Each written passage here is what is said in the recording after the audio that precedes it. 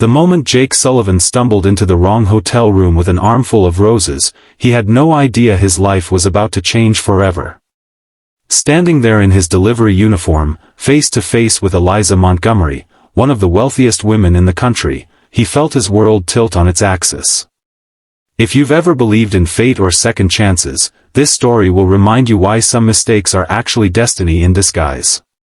Like this video if you believe in unexpected love, and subscribe to follow more incredible true stories that prove life's most beautiful moments often come when we least expect them. Jake's hands trembled as he stood in the doorway of Suite 1507, the bouquet of red roses clutched against his chest. This wasn't supposed to be happening. He was just trying to make ends meet with this side gig delivering flowers, trying to create some stability for his 7-year-old daughter Lily after her mother had walked out on them 3 years ago.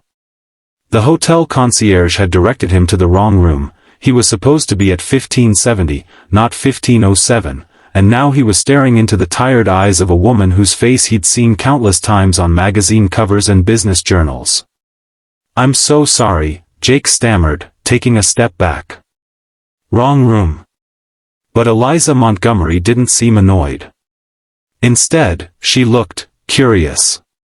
Dressed in a simple silk blouse and tailored pants rather than the power suits she wore in her public appearances, she seemed smaller somehow. More human. "Are those for me?" she asked, her voice softer than he would have expected from someone who commanded boardrooms and had built a tech empire from nothing. "No, ma'am. They're for Suite 1570. I made a mistake." She smiled then, and something in Jake's chest tightened. "That's a shame. They're beautiful." Later, Jake would look back on this moment and wonder what made him do what he did next. Maybe it was the unexpected vulnerability he glimpsed in her eyes, or maybe it was just that he'd had a long day and his filter was worn thin. Whatever the reason, he found himself extending the bouquet toward her. "Take them," he said. "They were ordered by some guy who's probably trying to apologize for something. These flowers will mean more to someone who actually appreciates them."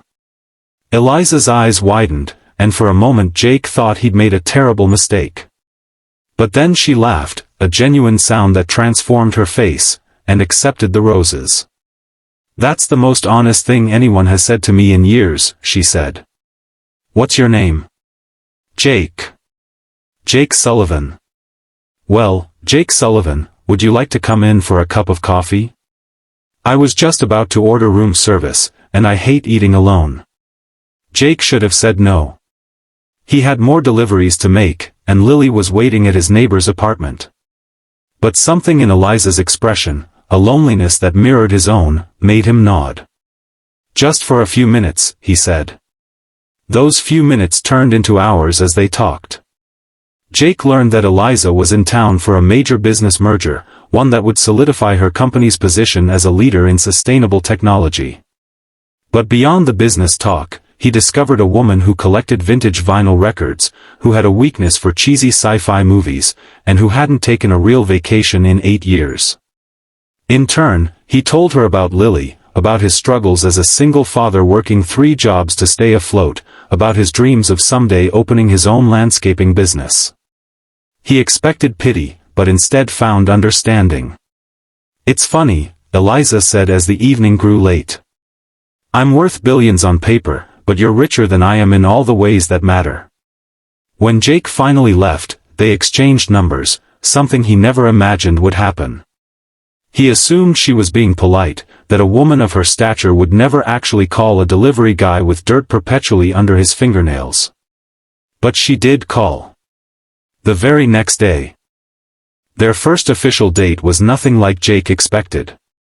Instead of some exclusive restaurant, Eliza asked to meet him at the local park where Lily liked to play. She arrived without makeup, dressed in jeans and a sweater, looking nothing like the powerhouse CEO the world knew. "I want to meet the most important person in your life," she explained simply.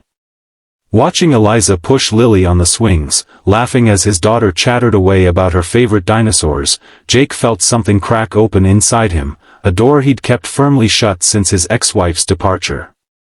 The weeks that followed unfolded like a dream. Eliza extended her stay in the city, claiming business reasons, but spending every free moment with Jake and Lily.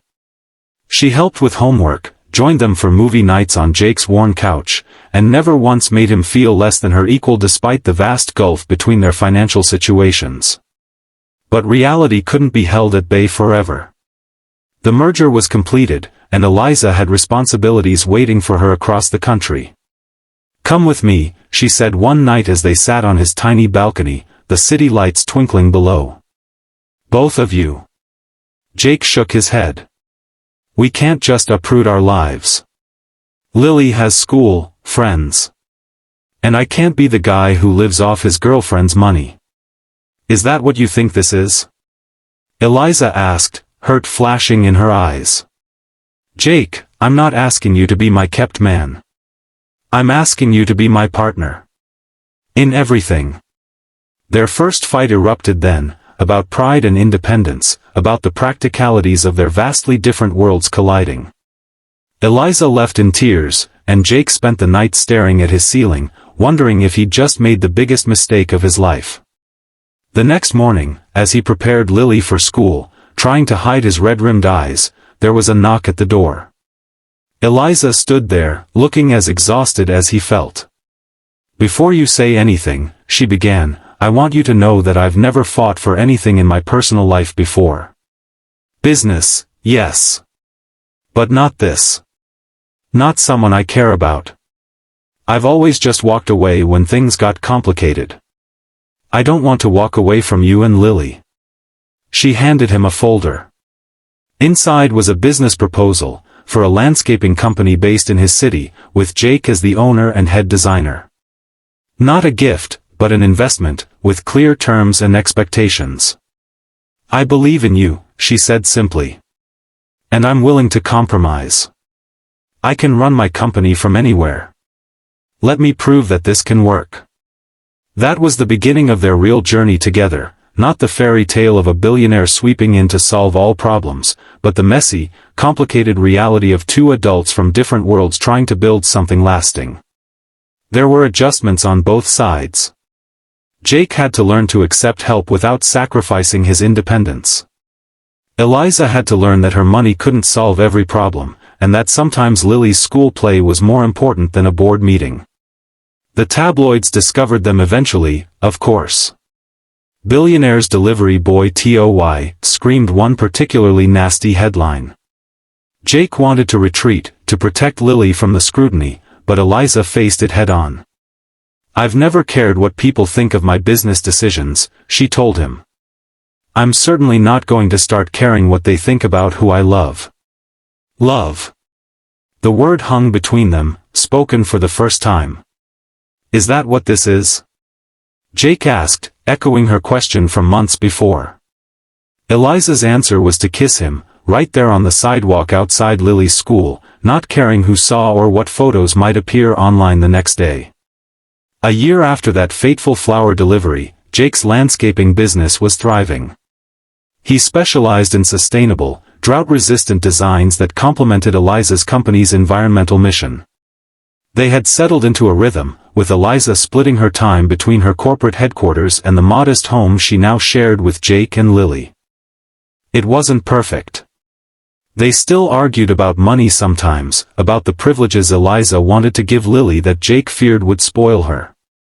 Eliza still worked too much, and Jake still had moments of insecurity about his place in her world. But on Lily's 8th birthday, as they watched her blow out candles on a homemade cake, Eliza had insisted on baking it herself. Despite having never made a cake before, Jake knew with absolute certainty that they had built something real. That night, after Lily had fallen asleep surrounded by new books and art supplies, Eliza led Jake to the backyard garden he had designed. Solar lights twinkled in the trees, and in the center of the small fountain he'd installed stood a single red rose, the same variety he'd delivered to her by mistake. "I have a confession," Eliza said, taking his hands. "I've been carrying something around for months, waiting for the right moment." From her pocket, she pulled a simple band of brushed platinum. "I don't need a big wedding or public spectacle," she said. "But I do need you and Lily. Forever." If you'll have me. Jake looked at the woman before him, not the billionaire CEO, but just Eliza, who snorted when she laughed too hard and who couldn't cook to save her life but tried anyway for the people she loved. On one condition, he said, his voice rough with emotion. I get to plan the honeymoon. Something within my budget. Eliza's eyes filled with tears as she laughed. Deal. They were married 2 months later in Jake's garden, with only Lily and a few close friends as witnesses. No press, no fanfare. Just a family being made official. The business world was shocked when Eliza Montgomery, one of the most powerful women in tech, announced not only her marriage but her decision to relocate her company's headquarters to be closer to her new family. Financial analysts predicted disaster. Instead, with Jake's grounding influence and fresh perspective, Eliza's company reached new heights, pioneering family-friendly workplace policies alongside their environmental innovations. 5 years after delivering flowers to the wrong hotel room, Jake stood in the garden of their home, larger now, but still designed and maintained by his own hands. Lily, now 12 and blossoming into a compassionate young woman with her father's green thumb and her stepmother's sharp mind, was helping Eliza plant new bulbs for spring. Do you ever regret it? He asked Eliza that night as they sat on their porch swing. Giving up the penthouse life for this domestic chaos? Eliza leaned her head against his shoulder. I didn't give up anything that mattered, she said. I gained everything I never knew I needed. Sometimes the wrong turn leads you exactly where you're meant to be. Sometimes the person who seems to have everything is actually the one most in need of what you can give, not flowers, but understanding.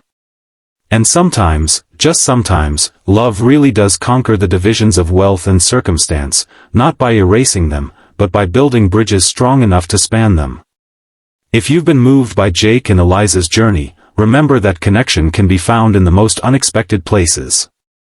Like this video to spread their story of hope, and subscribe for more tales that remind us all that wealth comes in many forms, but none more valuable than love. Because in the end, it's not about where we start, but who we choose to walk beside as we find our way home.